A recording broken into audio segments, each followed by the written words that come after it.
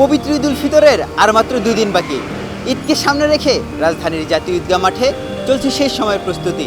এবারে প্রায় 35,000 ধর্মপ্রাণ মুসলমান একসাথে জাতীয় ঈদগাহ মাঠে ঈদের নামাজ আদায় করবেন।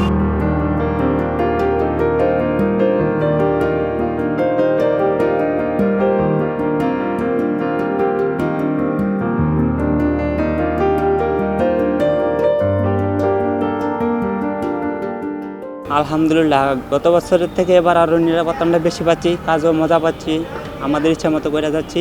ইনশাল্লাহ কালকের ভিতরে মোটামুটি কমপ্লিট হবে, হালকা কিছু বাকি থাকলে এটা পরে করে নেবো আমরা। এবার পরিস্থিতি সবচেয়ে বেশি হবে গণতন্ত্র সরকার এই দেশে এই মাঠে আর নামাজ পড়ানো এই প্রথম, কালকের ভিতরে শেষ হয়ে যাবে, কালকের ভিতরে।